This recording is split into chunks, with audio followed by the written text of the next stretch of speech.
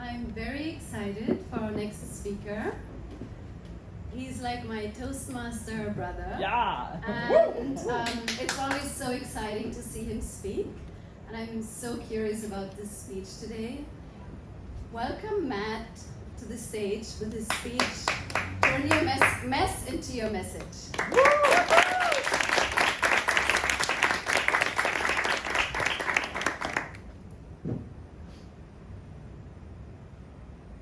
I was raised by alcoholic parents. But honestly, it did come with some perks. When I was young, as a kid, I could stay up as late as I wanted because there was always a house party going on at my house. And as I got a little bit older, I could drink at an early age because my parents couldn't say anything about my behavior. And I learned some interesting skills. I can remember when my dad grabbed me at 2 years old, brought me into the high chair, and he put a milk bottle in front of me, and my dad, with his friends, set up beers next to me. And they would count me in, and they'd say, 1, 2, 3, chug, chug, chug, and there I was a little baby chugging my bottle. I was a champion at ducking and diving in sports from years of dodging my dad's fist. And I also observed over the years my parents being hungover, and I became a master of the hangover. One of the only pieces of advice my dad ever gave me was that partying gets you friends. And I took that to heart and ran with it. At the age of 17, I flunked out of school, lost multiple IDs, cards, phones, wallets, and at the age of 22, I had been basically banned from every nightclub in our town. I've been arrested and spent multiple nights in jail. I was like a dancing monkey.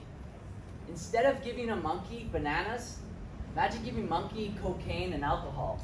The more bananas he gave me, the more I would dance. I loved the attention. My so-called friends would love my self-destruction.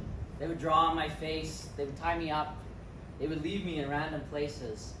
But soon, this behavior became problematic. And I went into a deep downward spiral of depression. And I would get 12-hour anxiety attacks. I can remember one morning on a Sunday in spring, April 2015. I woke up hungover.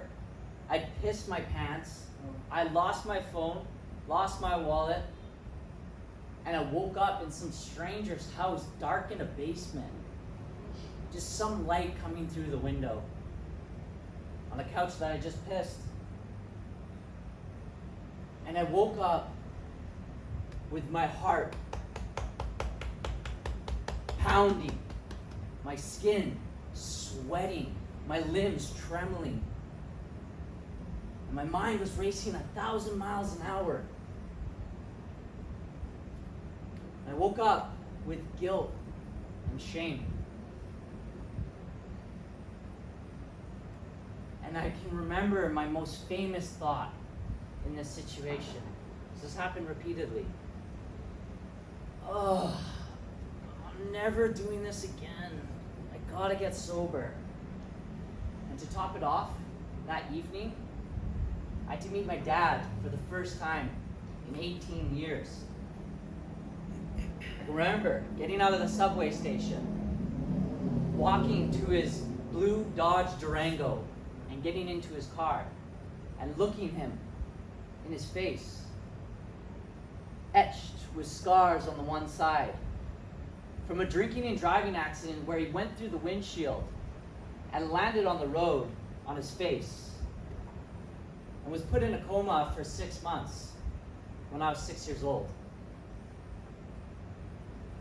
In that moment, I got portaled. And I had a quantum moment. I saw myself at age 52, scars on my face, sad, depressed, alone. And then I got portaled back into my body. And in that moment, I made the greatest decision of my life. I got fucking sober. Woo!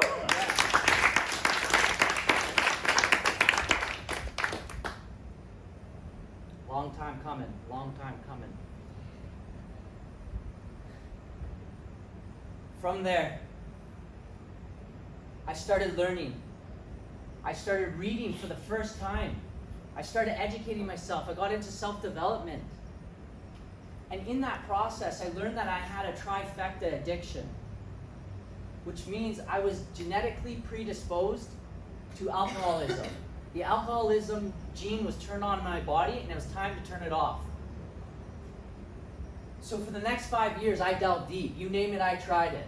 Psychedelics, Vipassanas, sensory deprivation tanks, which are also known as meditation pods, and comfort zone challenges. What I would do is I would dig up all my trauma and look for it, and unlock it, and uproot it. I would go to the scariest, darkest places of my past and look them straight in the eye. And instead of avoiding them with substance abuse, I looked at them with love and kindness. I can remember in the float tank, around age 26, seeing an image of me, 4 years old, hearing the sounds of and opening up the door to see my dad beating my mom. Or at 11 years old, see my mom get kicked out of a bingo hall for being too wasted. Or me at 22, getting arrested for getting naked in a nightclub and you get taken to jail. It's time to let these go. It's time to love these memories of my past. It was time to rewrite the story. And not only did I rewrite the story, I changed my DNA. Not only for me, but for the ones after me. At a vibrational level, I've come to realize that although this addiction was a curse, it was a blessing at the same time. That is why I'm standing here today. I'm 7 years sober. My mom is 18 months sober because of the decision I made. My dad is 21 years sober, and we have a loving relationship. I'm so happy and grateful for the decisions I made to get myself here. I'm the healthiest I've ever been. I feel the best in my body. My mind is crystal clear. And I have a loving relationship with my girlfriend. Through this process, I've learned the power of acceptance. Whether someone is spending endless nights in a nightclub or snorting copious amounts of cocaine, I can truly accept them. Because that acceptance is what I needed when I was in that. I've come to realize that it doesn't matter what cards you are dealt with in life. It does not dictate your future. And your past does not define you. It refines you. And today, I choose to turn my mess into my message. Woo-hoo! Yeah!